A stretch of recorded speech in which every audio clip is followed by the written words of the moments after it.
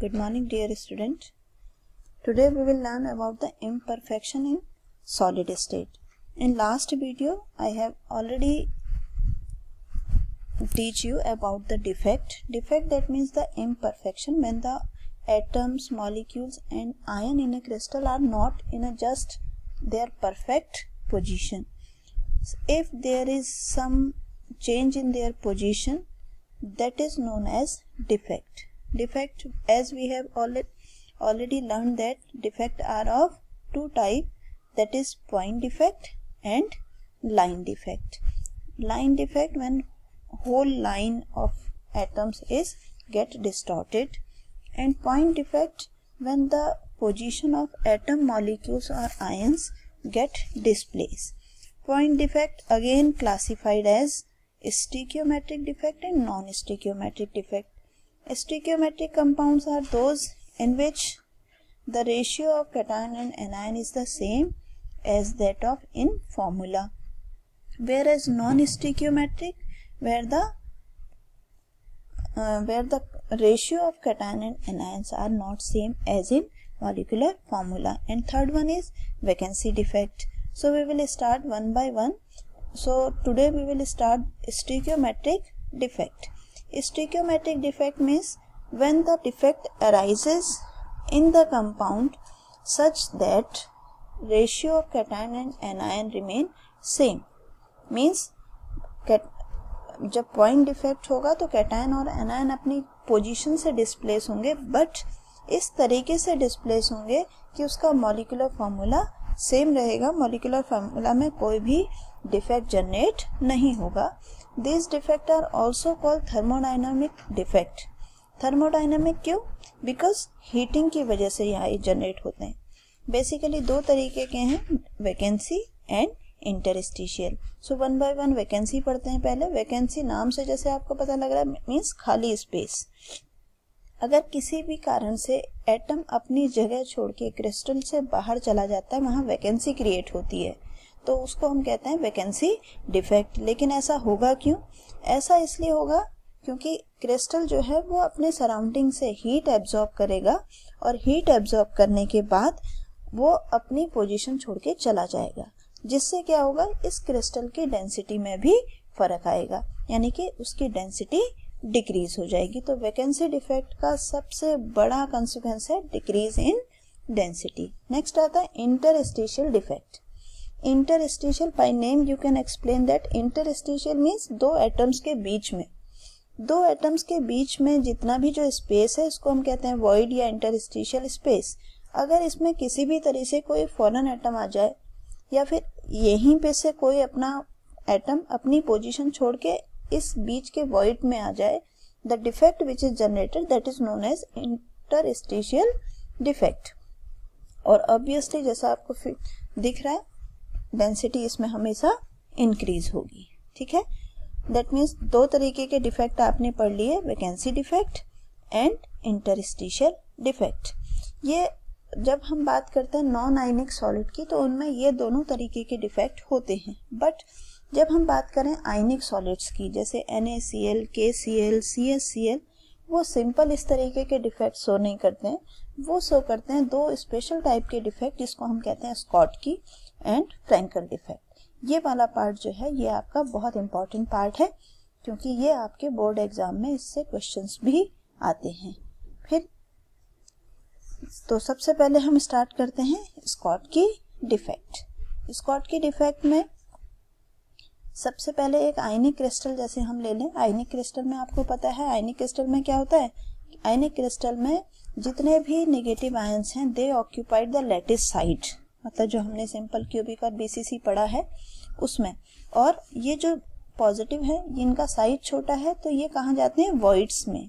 बीच बीच में जहाँ छोटे छोटे वॉइड्स हैं वहां पे जाके कैटायन फिक्स हो जाता है. तो ये एक आपका आयनिक क्रिस्टल है. इसमें किस तरीके का डिफेक्ट जनरेट होगा, इसमें due to absorption of heat, अगर कोई भी कैटायन अपनी पोजीशन छोड़ के जाता है तो इक्वल अमाउंट ऑफ एनायन भी अपनी पोजीशन छोड़ देते हैं. So in ionic crystal when equal amount of cation and anions leave their position, that defect is known as Schottky defect. अब इसके कंसिक्वेंसेस क्या हैं? इसके कंसिक्वेंसेस हैं कि सबसे पहले तो इलेक्ट्रिकल न्यूट्रलिटी क्या होगी?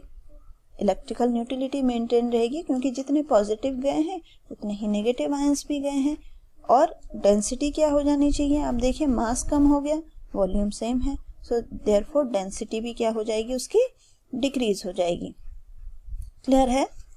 तो इसके बाद हम ये कहें कि स्कॉटकी डिफेक्ट जो है उसका मेन पार्ट जो है वो है लोअर इन डेंसिटी। यहाँ से क्वेश्चन भी आपको आता है कि Schottky name the defect in which density decreases. अब किस टाइप के कंपाउंड्स हैं जो स्कॉटकी डिफेक्ट शो करेंगे? तो उसके लिए आपको कैसे पता लगेगा कि ये कंपाउंड स्कॉटकी डिफेक्ट शो करेगा या नहीं शो करेगा?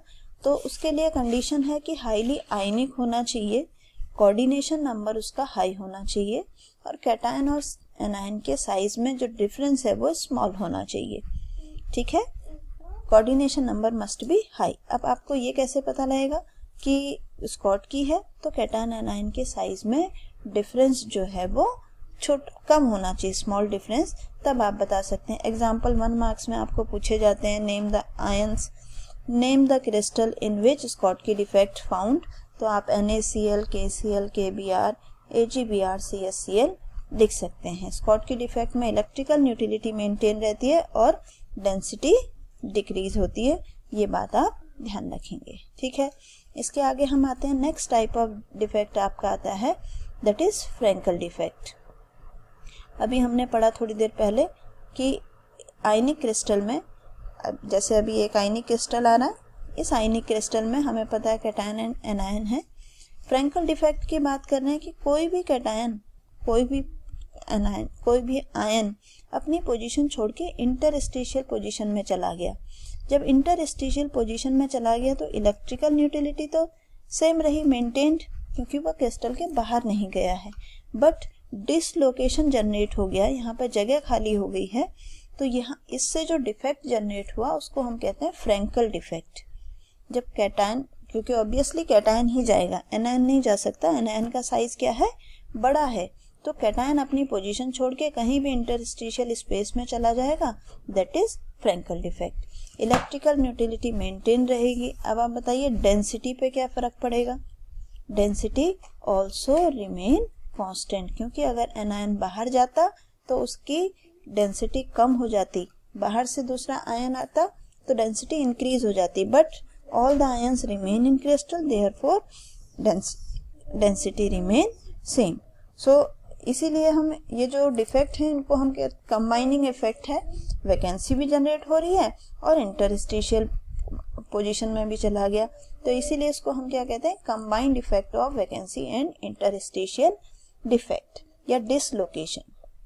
ठीक है, so density doesn't affect it.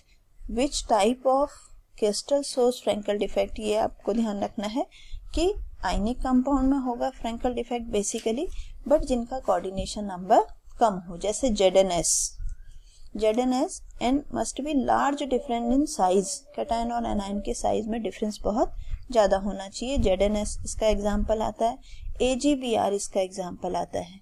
ठीक है, AgCl होगा तो वो स्कॉटकी में, AgBr जो है वो आपका फ्रैंकल डिफेक्ट में आएगा। क्लियर? तो यहाँ पे ये आपका स्कॉटकी और फ्रैंकल डिफेक्ट खत्म हुआ। इसके आगे वाला पोर्शन वैकेंसी डिफेक्ट वो हम कल पढ़ेंगे।